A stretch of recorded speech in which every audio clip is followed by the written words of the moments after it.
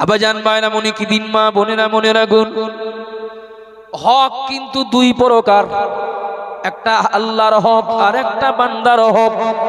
হুকুকুল্লাহ আর হুকুকুল ইবাদ। ও বাবা জিনা মায়েরা মনে রাখুন, আল্লাহর হক যদি কেউ নষ্ট করে, আল্লাহ ইচ্ছা করলে ওটা ক্ষমা করে দিতে পারেন। কিন্তু বান্দা বান্দির হক যদি কেউ নষ্ট করে, ওই বান্দা ওই বান্দি যত সময় না ক্ষমা করবেন, আল্লাহ তত সময় ক্ষমা করবেন না। আমি ঠিক বলছি না ভুল বলছি?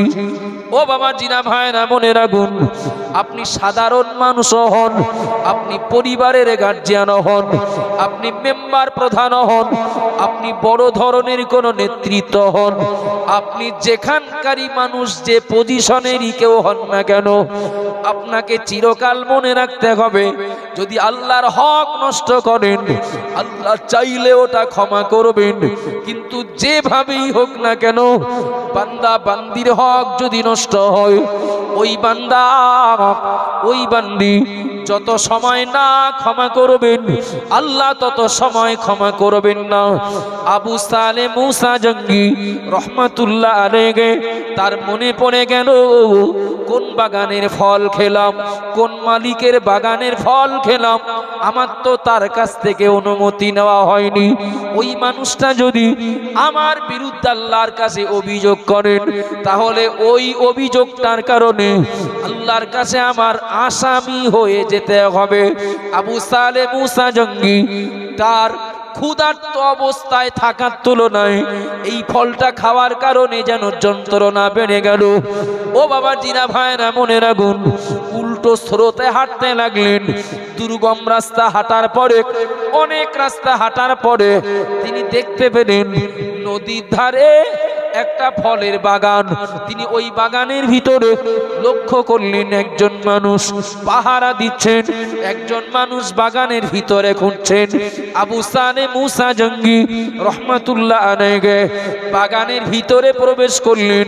বাগানে প্রবেশ করে পাহারা দেওয়া লোকটাকে বললেন, আমি একটা ভুল করেছি, আমি একটা অন্যায় করেছি। ভুলটা হলো আপনার বাগানের ফল এই নদী স্রোতে পড়ে ভেসে যাচ্ছিল, না বলে খেয়েছি, ভুল করেছি, মাফ করে দেন। আচ্ছা, বাগানে যিনি পাহারা দিচ্ছিলেন তিনি কি সাধারণ মানুষ? কথায় বলেন, কথায় বলে রতনে রতন চেনে। বাগানে পাহারা দেওয়া লোকটা সাধারণ লোক নন। তার বুঝতে দেরি হলো না যে স্রোতে ভেসে যাওয়া ফল খেয়ে ক্ষমা চাইতে আসছে, নিঃসন্দেহে লোকটা সাধারণ লোক নন। সুবহানাল্লাহ বলে। যাদের বিরাট খিদে লেগেছে তারা বাদে, একটু বাকিরা জোরে বলেন না সুবহানাল্লাহ, আলহামদুলিল্লাহ। বাগানের ভিতরে প্রবেশ করে বললেন, বাগানের মালিক, ভুল করেছি, ক্ষমা করে দেন। বাগানের মালিক দেখলেন এমন একজন আল্লাহওয়ালা মানুষকে সহজে হাতে পেয়ে ছেড়ে দেওয়া যাবে না, ছেড়ে দেওয়া যাবে না। বললেন, ক্ষমা, ক্ষমা বললি ক্ষমা? হ্যাঁ, 12 বছর বাগানে গোলামি করো, তারপরে চিন্তা ভাবনা হবে। এ ঘটনা জীবনে বহুবার শুনি মজাদার ঘটনা হিসাবে। কথা ঠিক না ভুল? এ ঘটনা আমার মতো অনেক বক্তারা বলে রেখেছেন, বলেন, বলবেন সামনের দিন। আমরা কেউ বলি মজাদার ঘটনা হিসাবে, বলতে ভালো লাগবে তাই। শ্রোতারাও চাটনির মতো শোনেন, খান, শুনতে ভালো লাগে তাই। কিন্তু এই কথাটার ভিতরে যে কত গভীর শিক্ষা আছে। আবু সালে মুসা জঙ্গিকে বলা হলো, ক্ষমা বললে ক্ষমা, 12 বছর গোলামি করো, তারপর দেখা যাবে যে 12 বছর পরে যে মাফ হবে তারও নিশ্চয়তা নেই। বাবু, আমরা খুব যদি বড় পরহেজগার বলে নিজেকে মনে করি, তা ঘুরতে ঘুরতে বাগানের মালিকের বাড়ি যেটা বলে আসলাম যে দেখো গাছতলা একটা ফল পড়েছিল, না বলে খেয়ে ফেলেছি, তা তুমি যেন আবার দাবি টাবি করো না, মাফ করে দিও। বাড়িওয়ালা তথা বাগানের মালিক যদি বলেন মাপ হবে, তবে কিন্তু একটা শর্ত আছে, মানে ওসব শর্ত টর্ত মানতে পারবো না, বলার কথা বললাম, ক্ষমা করবা কিনা তোমার ব্যাপার।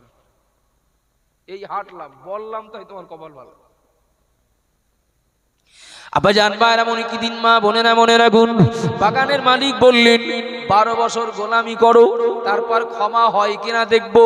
ও বাবাজিরা ভাইরা মনে রাখুন, আবু সালে মুসা জঙ্গি দেখলেন 12 বছর গোলামি করতে হয়, তাও করব। 12 বছর গোলামি করার তুলনায় ক্ষমা পাওয়াটা আমার কাছে অনেক বড়। আর একটু মহব্বত করে বলবেন না, 12 বছর গোলামি করতে হয়, করব, বিনিময়ে যদি ক্ষমাটা পাই, গোলামির তুলনায় ক্ষমাটা আমার কাছে অনেক বড়। ও বাবাজিরা ভাইরা মনে রাখুন, ও গো মা বোনেরা মনে রাখুন, আবু সালে মুসা জঙ্গি তিনি গোলামি করতে, ডিউটি করতে শুরু করলেন। 1 বছর চলে গেল, 2 বছর চলে গেল, 5 বছর চলে গেল, 12 বছর পূর্ণ হলো। বাগানের মালিককে বললেন, ও গো বাগানের মালিক, 12 বছর তো পেরিয়ে গেল, এবার ক্ষমা হলো নাকি? বাগানের মালিক বললেন, ক্ষমা হবে, তবে এখনো আর একটা শর্ত আছে। কি শর্ত? ও বাবা জিনা ভাইরা মনে রাখুন, বাগানের মালিক বললেন, ক্ষমা হবে তো শর্ত হলো, আমার একটা মেয়ে আছে, মেয়েটা কানা খোলা বোবা।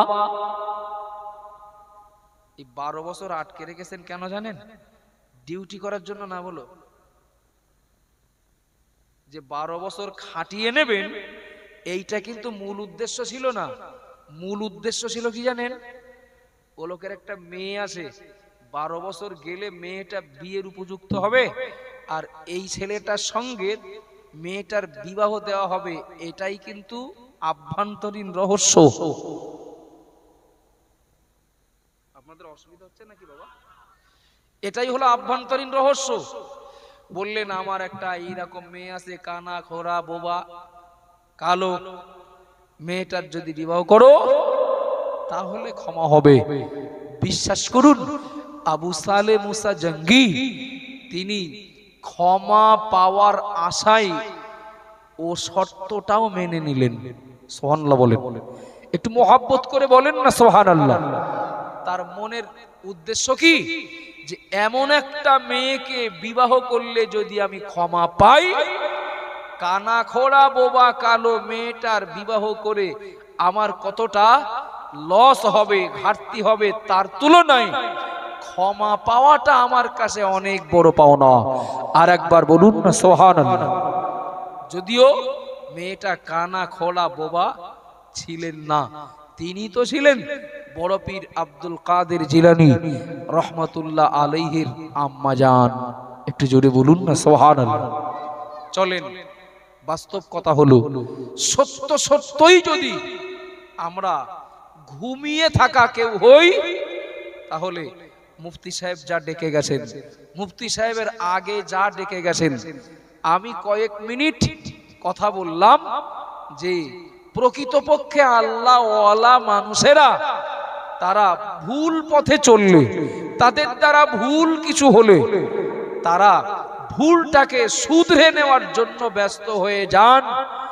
আর যারা নাফরমান, যারা ধর্মহারা, পাপ করে যাদের অন্তরটা হয়েছে কালো, তাদের যে হুজুরি ওয়াজ শোনান, ওই ওয়াজে তাদের কোনো হেলদোল ইতিপূর্বে দেখা যায়নি, আর আজও যাবে না, ভবিষ্যতেও না। কথা ঠিক বললাম না ভুল বললাম? মাসটা চলছে পবিত্র রজব মাস, একটু চেষ্টা করে দেখি। আল্লাহ বললেন, ইন্নাল্লাহা ইউহিব্বুত তাওয়াবিনা ওয়া ইউহিব্বুল মুতাতাহিরিন, আমি আল্লাহ তওবাকারীদেরকে বড় ভালোবাসি এবং পবিত্রতা অর্জনকারীদেরকে ভালোবাসি। নিশ্চয়ই পাপটা ময়লা, গোনাটা নাপাক। সুতরাং কেউ যদি বিগত জীবনের গোনা নামীয় ময়লা থেকে তওবা করে নেন, আল্লাহ বললেন ও লোকটাকে, ও মানুষটাকে আমি আল্লাহ ভালোবাসি বা ভালোবাসবো। তবে একদম নবী আদম আলাইহিস সালাম থেকে শুরু করে ইবলিসের চক্রান্ত আমাদের পিছনে কাজ করছে। ইবলিস যদি আদম হাওয়াকে, আদি পিতা আদি মাতাকে জান্নাত থেকে বার করতে পারে, আমরা ওই আদম হাওয়ার সন্তান ইবলিসের মোকাবেলা করে জান্নাতে ঢুকবো, আর ইবলিসকে এগিয়ে দেবে। চলো একটু এগিয়ে দিয়ে আসি। জান্নাত থেকে আদম হাওয়াকে যদি বার করতে পারে, সেই ইবলিস তো আজও বেঁচে আসে না নেই? একটু হ্যাঁ না বলেন না। সেদিন ইবলিস একা ছিল, আজ ইবলিস একা না ইবলিসের পক্ষে কিছু সাঙ্গপাঙ্গ জুটেছে না জোটেনি? সেদিন ইবলিস একা আদি পিতা আদি মাতাকে জান্নাত থেকে বার করলো, আজ বলো ইবলিস একা না। ঈসা নবী রাস্তা দিয়ে যাওয়ার সময় দেখলেন ইবলিস একটা গাছের গোড়ায় হেলান দিয়ে ঘুমাচ্ছে। তো ইবলিস ঈসা নবীকে ডেকে তুললেন, বলে তুই ঘুমাচ্ছিস, তা তোর কাজ করবে কে? তুই তো বলেছিস আল্লাহর বান্দা বান্দিরা কি করে জান্নাতে যায় দেখে নেব, তা তুই ঘুমাচ্ছিস, তা তোর কাজ করবে কে? ইবলিস মুচকে হেসে বলল, ও নবী ঈসা, আমি ও চিন্তা করেই ঘুমাচ্ছি। আমার কথাটা শুনতে পাননি না? আমি ও চিন্তা করেই ঘুমাচ্ছি। তার মানে বলছে আমার দলে এত লোক বেড়ে গেছে, আমার কাজ করে দেওয়া মানুষ এত বাড়া বেড়েছে, ওরাই আমার কাজ করে দিচ্ছে, তাই আমি একটু জিরিয়ে নিচ্ছি।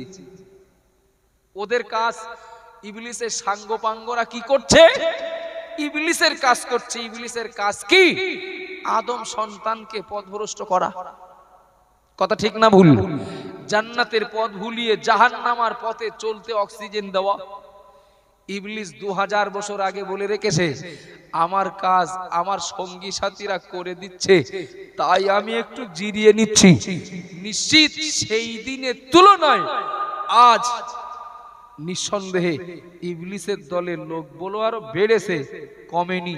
বরং দিন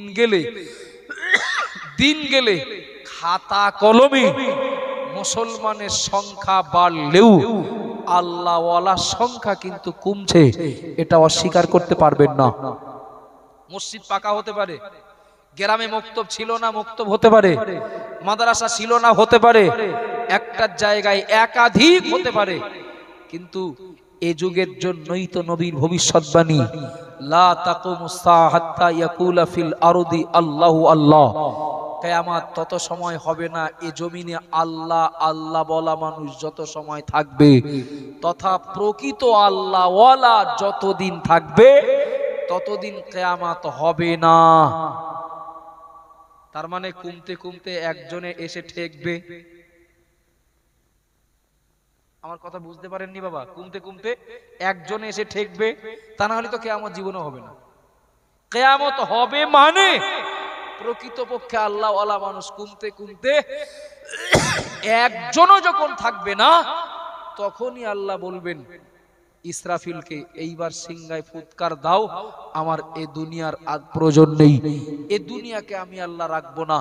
দুনিয়াকে আল্লাহ টিকিয়ে রাখবেন, ক্ষেতের ফসল দেবেন, পুকুরের মাছ দেবেন, হাওয়া বাতাস কার্বন ডাই অক্সাইড অক্সিজেন আল্লাহর নেয়ামতের পরিষেবা আল্লাহ জারি রাখবেন। পূর্ব দিক থেকে সূর্য তুলবেন, পশ্চিম দিকে সূর্যকে অস্তমিত হতে বলবেন। যতদিন এ দুনিয়াতে প্রকৃতপক্ষে আল্লাহওয়ালা মানুষ একজনও থাকবেন। একটু জোরে বলুন, একটু মহাব্বতে বলুন না সুবহানাল্লাহ। আর নয়, সত্যি যদি মন বলে, বিবেক বলে, সব জানি, আমি সব বুঝি, কিয়ামতের দিন জিজ্ঞাসা করা হবে অমাদা আমিলা বিমা আলিমা। ও বান্দা, ও বান্দি, নবী বলেছেন এ কথা।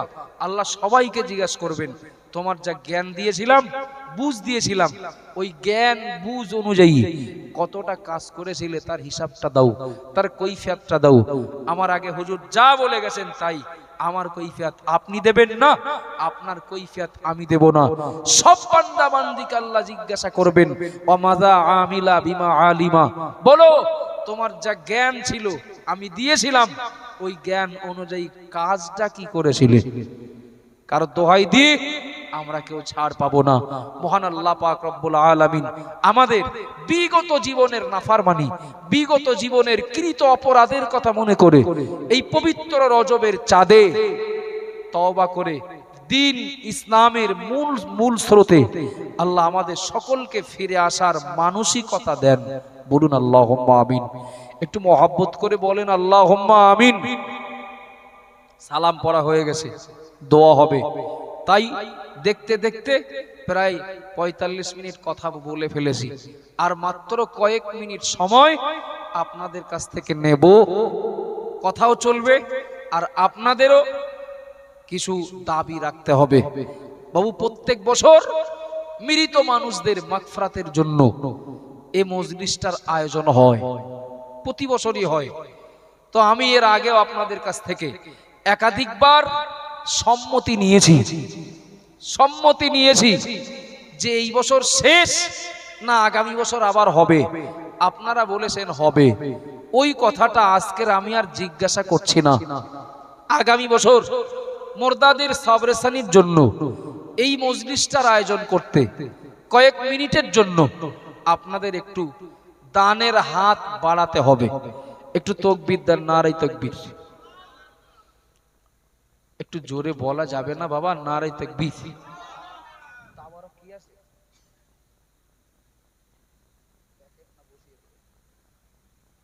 আলহামদুলিল্লাহ।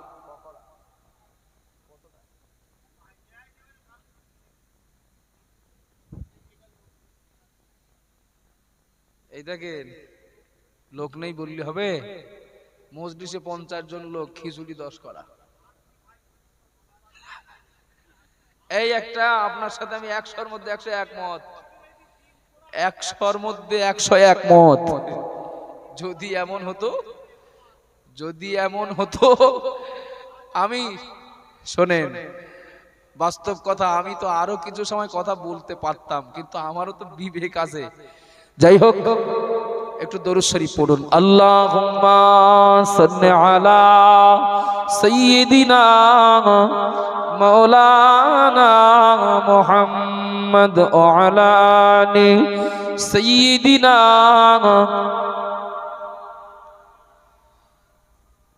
অনেক ধৈর্য ধরেছেন, আর কয়েক মিনিটের জন্য প্রতি বছরের নাই এবার ছোট আল্লাহর অন্তত 5 জন বান্দা আগামী বছর এই মজলিসটার জন্য 1000 কোটি টাকা দেওয়ার একটু ঝটপট একটু ওয়াদা করতে হবে।